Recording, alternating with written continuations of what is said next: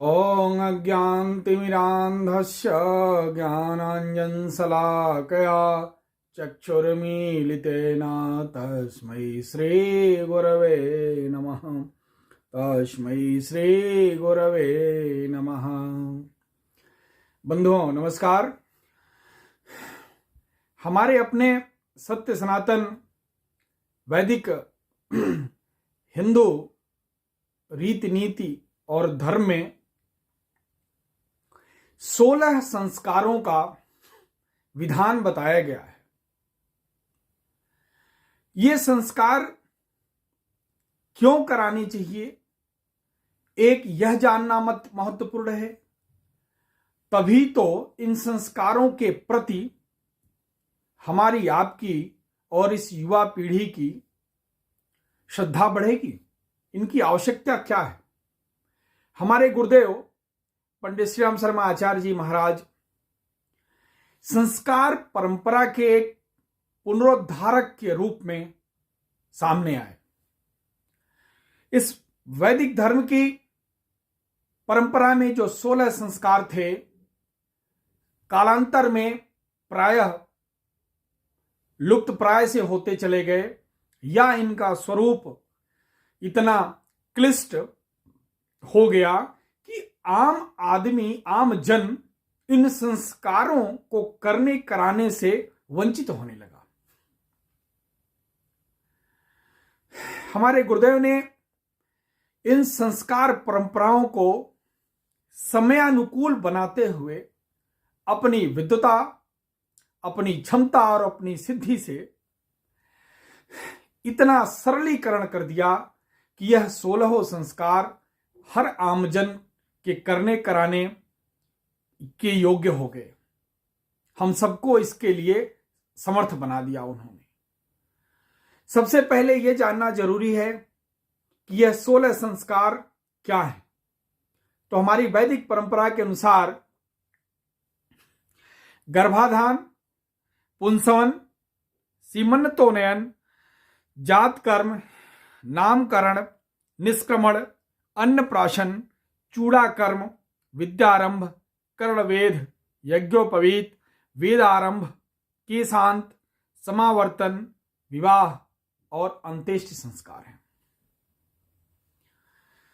परंतु अगर हम अभी किसी युवा साथी से अपने पूछें कि इन 16 संस्कारों में से कितने का नाम पता है, तो उसको प्रायः 2 का नाम पता होगा, एक जन्मदिन और एक विवाह। बात यही नहीं रुकती। कष्ट का विषय यही नहीं है। कष्ट का विषय यह है कि जन्मदिन और विवाह दिवस को भी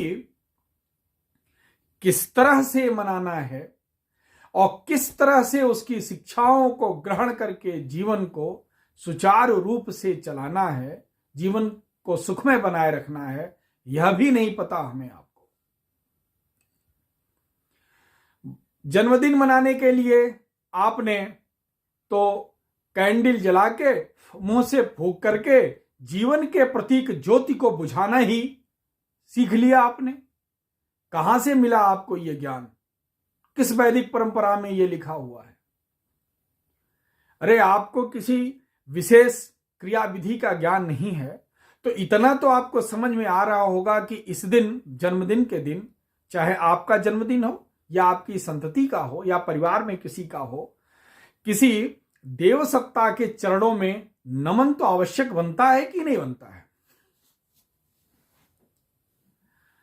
वही हालत विवाह की है। चाहे विवाह संस्कार की बात करें या विवाह दिवस की, जिसे मैरिज एनिवर्सरी बोला जाता है, दोनों का सिर्फ मजाक और ड्रामा बन गया। तो जब विवाह की क्रिया में ही ड्रामा है, विवाह विवाह का वार्षिकोत्सव बनाने में ड्रामा है, तो विवाह 4 साल में अगर टूटने लगे, 2 साल में तलाक के एप्लीकेशन लगने लगे, तो इसमें आश्चर्य क्या है? आपने तो उस विवाह संस्कार के दौरान जो वैदिक मंत्र हैं, उनका न तो आपने मैसेज सुना, न तो उनकी अभिप्रेरणा आपने ग्रहण की, न तो वर वधू ने एक दूसरे को जो वादे किए उनकी शिक्षा आपको प्राप्त हुई। वर का दिमाग कहीं और, वधू का दिमाग कहीं और आप तो सिर्फ अच्छे कपड़े डांस करके खत्म। पंडित जी ने क्या क्रिया विधि कराई उसका भी आपको पता नहीं। मैरिज एनिवर्सरी का दिन तो बस गिफ्टों का लेन देन, पार्टी और शॉपिंग मॉल, यही आपका रह गया। तो जब आप अपने संस्कारों को ही आप नहीं जानेंगे और उसकी उपयोगिता ही नहीं जानेंगे, आप करेंगे नहीं, और करेंगे नहीं तो जीवन आपका ऐसे ही अस्त व्यस्त होने वाला है।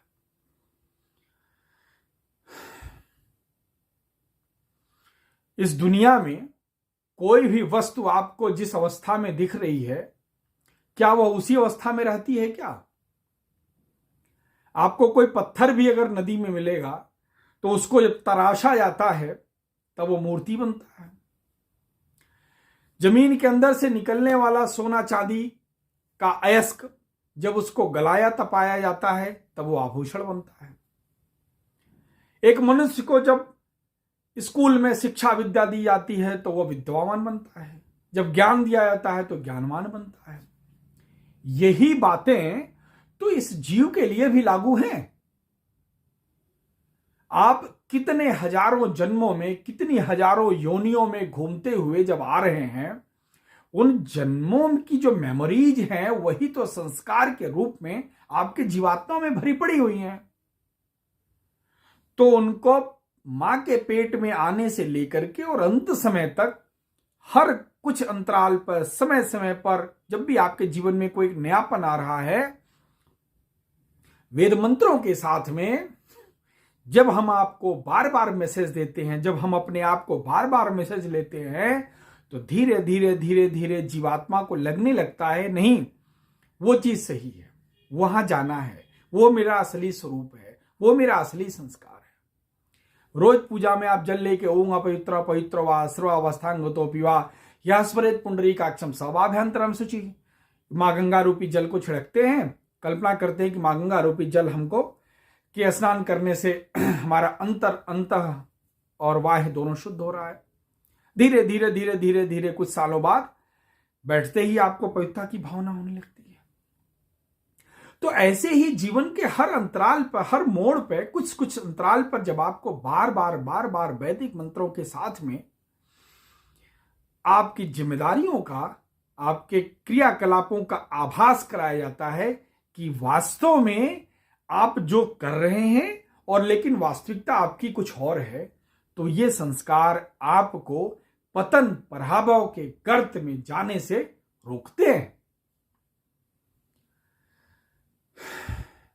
तो इन संस्कारों का यह महत्व है। आप कंप्यूटर के सॉफ्टवेयर को क्या जिंदगी में कभी अपडेट नहीं करते क्या? करना पड़ता है ना। विंडो 98 के बाद दूसरा विंडो आता गया, आपने क्या विंडो 97 98 ही चला रहे हैं क्या कंप्यूटर में? मोबाइल अपडेट करते हैं ना। ऐसे ही मनुष्य के जीवन में भी बीच बीच में संस्कार परंपरा के रूप में हमारे ऋषियों ने अपडेशन दे रखा है।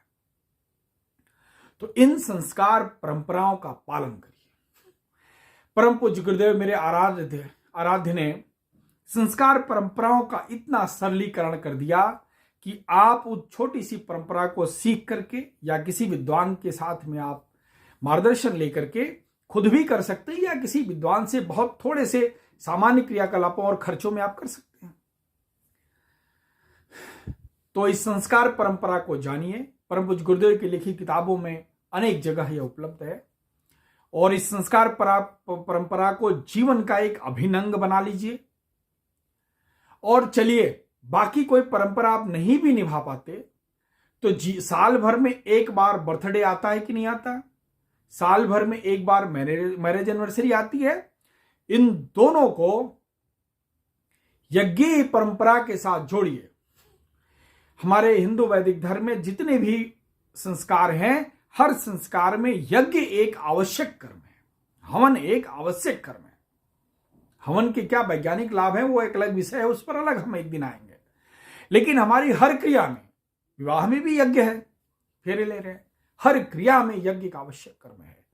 तो ठीक है, बाकी संस्कारों पर आप बाद में आए। इन दो संस्कारों जो हर वार्षिक संस्कार हैं, जन्मदिन और मैरिज एनिवर्सरी को वैदिक संस्कार के साथ जरूर बनाया। किसी भी गायत्री शक्तिपीठ पे जाकर के एक छोटी सी किताब लेके, हवन सामग्री लेके इसको देख सकते हैं। बालक या आप जितने वर्ष के हों उतने दीपक प्रज्वलित करिए, दीपक बुझाइए नहीं, प्रज्वलित करिए, हवन करिए। कोई मंत्र नहीं आता, गायत्री मंत्र आता है, त्र्यंबकेश्वर मंत्र आता है, इनके साथ आप हवन करिए। यही हाल मैरिज एनिवर्सरी में। आप शाम को कहीं घूमने फिरने जाना चाहते हैं, अलग चीज, उस दिन यज्ञ अवश्य करिए, हवन अवश्य करिए। देखिए आपका जीवन जो अभी वैवाहिक स्थिति या वैवाहिक जीवन बिगड़ता जा रहा है, धीरे धीरे धीरे धीरे धीरे धीरे लाइन पे आने लगेगा। इन मंत्रों का इतना प्रभाव है। पति पत्नी एक साथ बैठ करके 24 बार गायत्री मंत्र का हवन करेंगे, कैसे नहीं प्रभाव पड़ेगा, मस्तिष्क पर प्रभाव पड़ेगा ही पड़ेगा।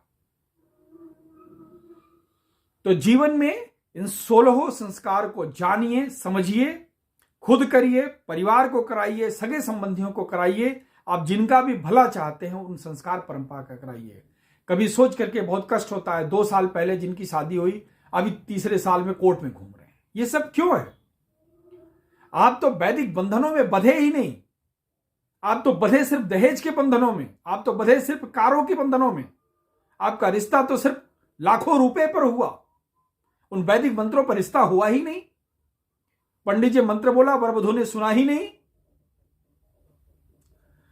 तो इन संस्कार परंपराओं का अभाव ही जीवन में तमाम प्रकार की दुश्वारियां लेकर के आ रहा है। यज्ञ को अपना एक आवश्यक अंग बना लीजिए जीवन का। नहीं तो रविवार को कम से कम यज्ञ हवन करिए। ठीक है, नहीं वो भी हो रहा है तो साल भर में एक बर्थडे पर और मैरिज एनिवर्सरी पर तो यज्ञ हवन करिए। आप देखिए जीवन कैसे नहीं आपका सुधरता है, कैसे नहीं बदलता है। आपको बड़ी शिकायत है लड़का मेरा नालायक बन गया, आपने उसके बर्थडे पर ऐसा क्या संस्कारित कार्य किया कि वो लड़का लायक बने? किया आपने तो भीड़ लगा के हैप्पी बर्थडे टू यू। अगर मुंह से एक दूसरे को हैप्पी बर्थडे टू यू बोलने से उसका जन्मदिन हैप्पी बर्थडे हो जाता तो कोई किसी को ऐसे हैप्पी करके उसका अच्छा कर देता, कोई ऐसे करके मना कर देता, उसका खराब कर देता। अच्छा और बुरा करने की ताकत देव शक्तियों में और परमात्मा में ही है। यज्ञ में आप जिस हवन को आप आहुति देते हैं वो देवताओं के लिए देते हैं। वही देवता उस आहुति को ग्रहण करके आपके वातावरण में आपको अनंत गुना करके वापस करते हैं। परम पूज्य गुरुदेव ने जन्मदिन और मैरिज एनिवर्सरी मनाने पर इतना गहन जोर दिया। हमारे गायत्री परिवार के लाखों कार्यकर्ता इसको अपने जीवन का एक अभिन्न अंग बना लिए हैं और साल भर प्रतीक्षा करते हैं कब बर्थडे आएगा, कब हम दीपयज्ञ करेंगे। गुरुदेव ने दीपयज्ञ की श्रृंखला चला दी। नहीं हवन हो सकता, कोई ऐसा जगह है जहां विशद है, ठीक है, 24 दीपक तो जला सकते हैं, वो भी अग्नि के प्रतीक तो हैं। उन दीपक जला करके 24 बार गायत्री मंत्र तो पढ़ सकते हैं, ये तो कर सकते। इतना सरलीकरण करने वाला ऋषि महर्षि हमारे गुरुदेव के अलावा और कोई हो ही नहीं सकता है। करोड़ों लाखों वर्ष पहले जो वेदों में जो क्रियाकलाप थे आज की तिथि में संभव नहीं है, किसी कारणवश नहीं हो पा रहे हैं, तो क्या संभव है उसको हमारे गुरुदेव ने हमारे आपके सामने रख दिया। और हमें बहुत गर्व है कि यह लुप्त होती हुई वैदिक परंपरा को हमारे गुरुदेव ने फिर जागृत करके रख दिया और अभी हजारों वर्षों तक ये जागृत रहे, ऐसी हमारी कामना है। इसके लिए हमें खुद भी जीवन में संस्कार परंपरा को लाना होगा, परिवार में लाना होगा और अपने सगे संबंधियों को जिसको अगर भला चाहते हैं उनको इन संस्कार परंपराओं की आदत डालें। नमस्कार।